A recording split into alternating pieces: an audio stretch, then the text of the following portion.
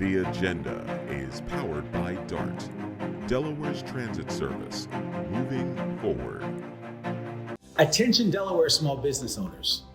If you're looking to grow in 2025, I encourage you to check out the Delaware Division of Small Business Edge Grant Competition. STEM companies can earn up to $100,000 and entrepreneur class companies up to $50,000. Applicants must employ 10 or fewer individuals, be majority located right here in Delaware, and have been in operation less than 7 years. For more information, visit de.gov/edge.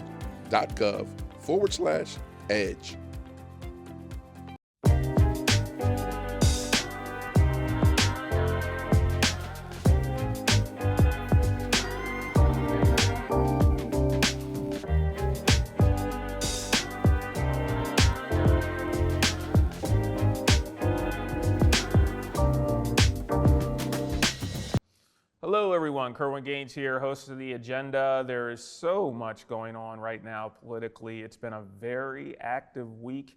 Our new president, Donald J. Trump, is right now putting out policies that are really causing a lot of people to run about and go crazy and be upset.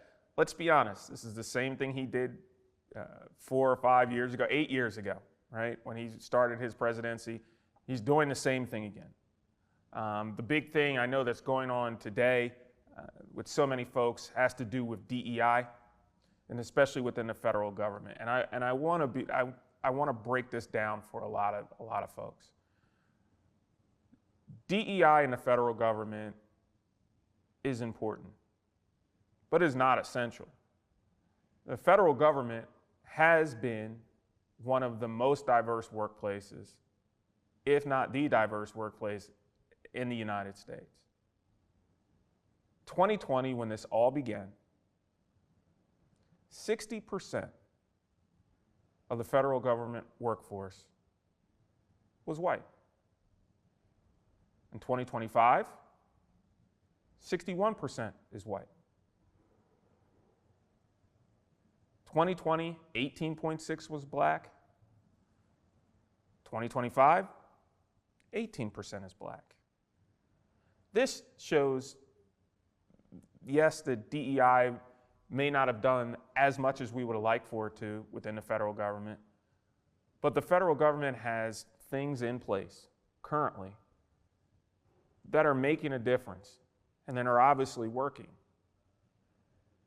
and are ensuring that the federal government remains a diverse workplace. I'm not taking away from what President Trump is doing and the legislation that he's pushing through. I get it. It's not good. It doesn't build diversity in a workforce, and a diverse workforce is what's necessary to grow. A diverse workforce is essential, and it shows its fruit every single day, right? So you have to think, I know what I'm thinking is, what deals did he make down at Mar-a-Lago House of Bargains that he's cashing in on during his first week in office, right? We have issues here. I mean, when it comes down to it, your employer, if you're not with the federal government, but your employer is going to make a decision. Your CEO, your employer board, the single owner, family, whomever owns your current company and has that controlling interest, either was making a decision before this to end DEI, and now you can say, oh, or she can say, well, the president is, the federal government's getting away with it, doing away with it. What do we need to do with DEI? Or they're going to say, well, I don't really care what they do. This is our company. We need diversity here. Diversity has been profitable for our bottom line, frankly, and our company has grown. So if you did not know who you worked for before, you're going to know now. And some of y'all knew who you worked for before, and none of this is a surprise to you. The one thing that I will say, and I could say many about our current president, but is that he's told us what he's going to do. He made it very clear to us what his intentions were prior to coming to office. He made his intentions known during a campaign trail. He made his intentions known even before the campaign started about his dislike, about what was going to change. So as today, as all these stacks of executive orders get pushed through, let's not be surprised. This is what the country has allowed to be placed back into the highest office of the land. So we have to make a decision, especially as Delawareans, and we now have a governor who's not putting up with a lot of this, and those federal mandates aren't trickling down to our state because of states' rights. But we have to realize now, this is what it is. This is what we've allowed to happen.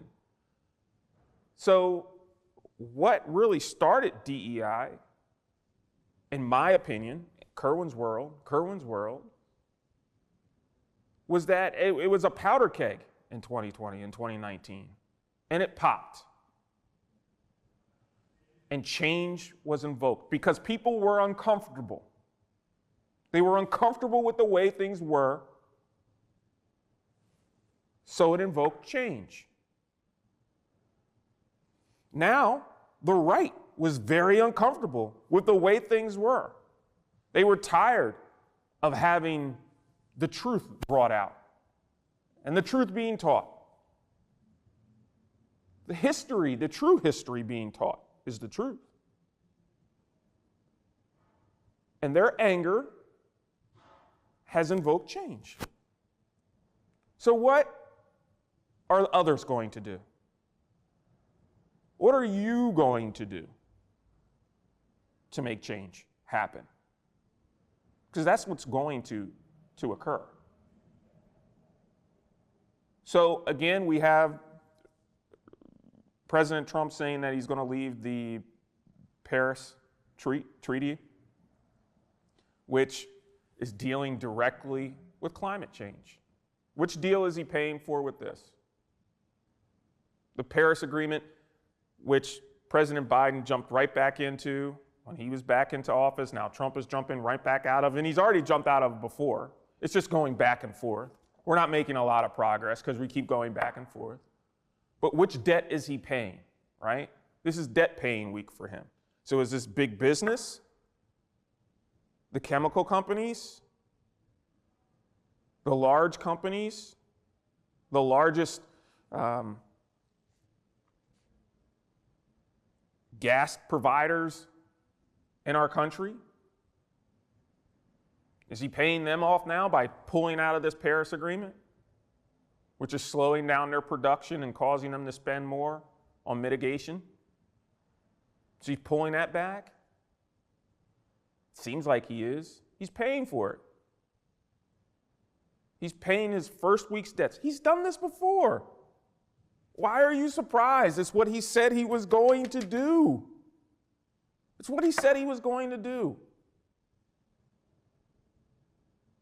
He's pardoning the January 6th rioters. All of them. My question is this: how can one be pro Blue Lives Matter, which I am, and I know everybody here is,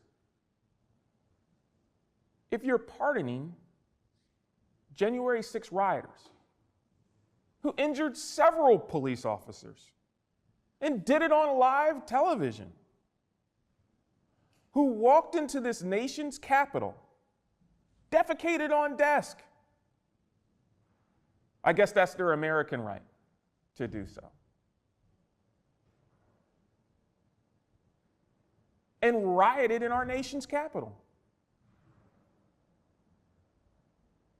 Which flag are you going to put on the back of your pickup truck to represent that? And now we have congresspersons giving the rioters tours today through the Capitol, kind of thumbing their nose as staffers hid under their desk, called home and said goodbye to their families because they weren't sure if this was going to be the end. I don't know. I don't know. And I'm going to be completely honest with you. I'm not thrilled about former President Biden pardoning everyone that he pardoned. We really need to take a look at this. It's almost like a tit for tat. But I can't understand how you can be Blue Lives Matter, I support the police, and all these other things, and then you support the pardoning of folks that injured police officers. Police officers were so distraught at the end of this, they took their own lives. They took their own lives. Because they failed, they believed that they failed you. And the guilt of that caused them to end it. I don't understand it. But I will tell you this, I'm not surprised. I'm not surprised. Why? Because this is what he said he was going to do. Some of y'all didn't believe him. Some of you did not believe him. So let's talk about foreign policy. Birthright, citizen restrictions, including no birthright citizens to children born of mothers that aren't citizens. Let's be honest. One of his major promises to the American people was immigration. Did you believe that it was just going to stop at the border? Is that what you thought? Well, at least my kids are here. No.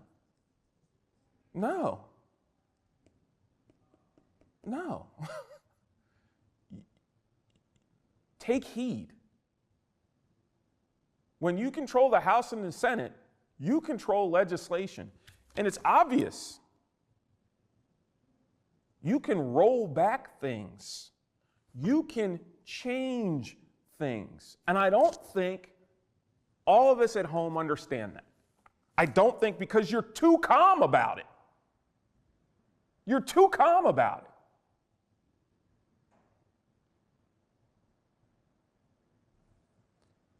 When you control the House and the Senate, you can make changes to legislation. Legislation that affects you, legislation that affects me.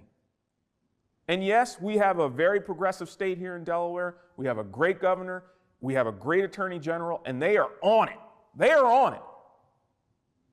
But you at home need to understand, frankly, what we have allowed to happen.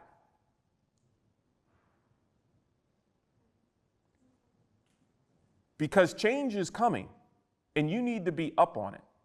The tagline to the show is to find out whether or not you're on the agenda, right?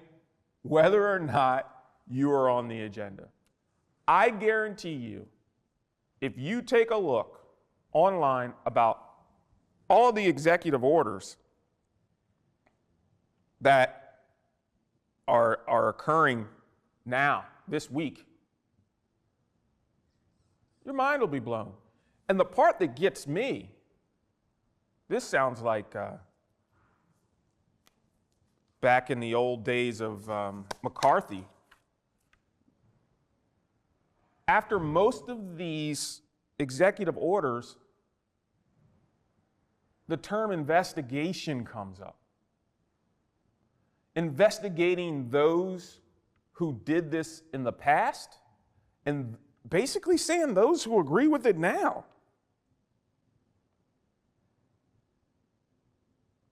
Who's investigating?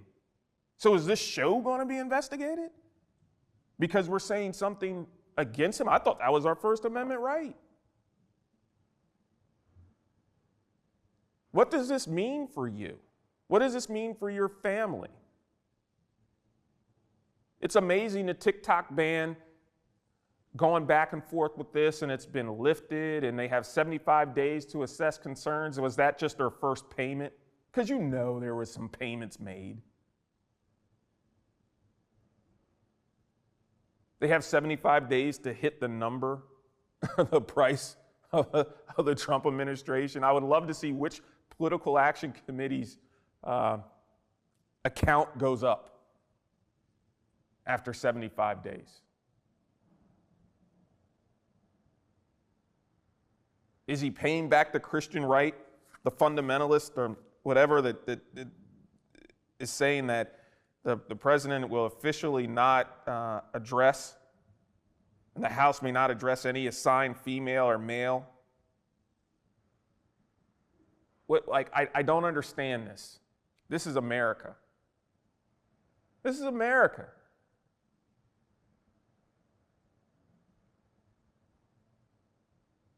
So regardless of how you want to be addressed, that's no longer going to happen. What were you assigned at birth, and that's what you're going to be, and that's that.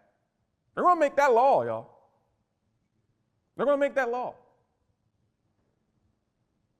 So please, we have a transgender congressperson. How comfortable is her work experience right now? Going up against it every single day. Every single day. Are we protecting her? Are we protecting the rights of other transgender folks? I don't know. Because it wasn't that long ago that it was black people. It's always been women. And we always had to protect their rights. Now it's just transgender, but we're gonna stop that. I don't know. There's so much to go through here, and I'm going to go through it all with you. But I just had to let you know. This is what he said, and they said. Let's not even say a he. Let's take President Trump out of this. This is what their agenda was. Project 2025, everything. None of this was happenstance that's all just coming together this week. Heck, this isn't even page 1 of the playbook. This is the first paragraph of page 1. But don't fall for the okie doke. Remember, this is all payback. By payback, I mean he has made promises to certain groups that have funded his election and has funded his win, and he has to pay them back. And he is paying them back week 1. He did the same thing 4 or 5 years ago. He's doing it now. Don't fall for the okie doke. There is something behind this. There's something behind this.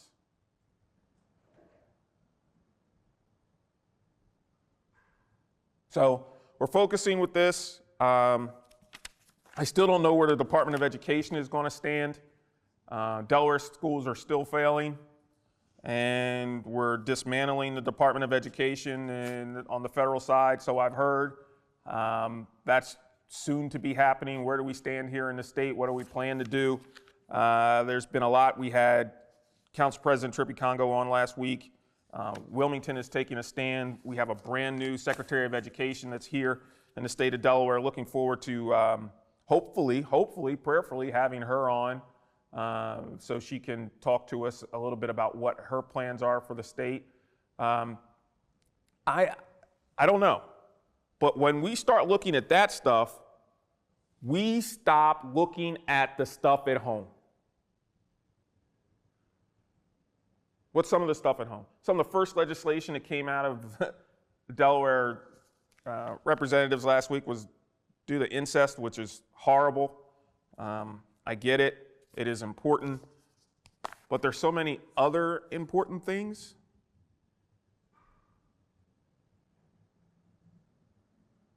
than that. I don't know. I don't know if I would have led with that. We're going to have some legislators on this week coming up, and we're going to talk about that and whatever their idea was. I think there's some other things. We still have a lot of hungry kids, a lot of hungry people. I know we give food away on the holidays, but they're hungry all the time. So what are we doing with that? I look forward to future conversation with all of our legislators, county, state, municipal. Please come on and talk about these things. Talk about what you are doing to protect Delawareans from this stuff. What are you doing? Because right now, I don't know. You're not talking about it here. I read a lot of op-eds from our governor, but I don't hear anything else from the other politicians. So tell us what you're doing, because right now, I have a stack of executive orders, and I don't know. We're going to have the Attorney General on, Kathy Jennings, in the next week or two. She's going to tell us about what she's doing. But for other politicians, what are you doing? Because this is the time where we need for you to step up and let us know. We need a hug about right now. So I look forward to hearing from them. I challenge them to come here and have a conversation with me. I look forward to seeing about who is selected, cabinet officials are pushed through on a federal level and on a state level. I want to know. Confirmations, I want to know. I want to know your opinions as well. The comments have been great, especially over the past 2 weeks. You have really been watching, and we appreciate it. We truly appreciate it.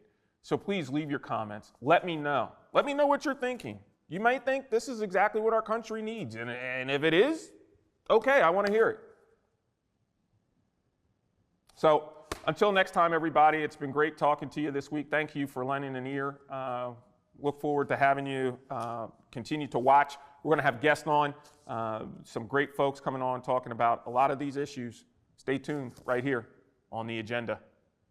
See you next time.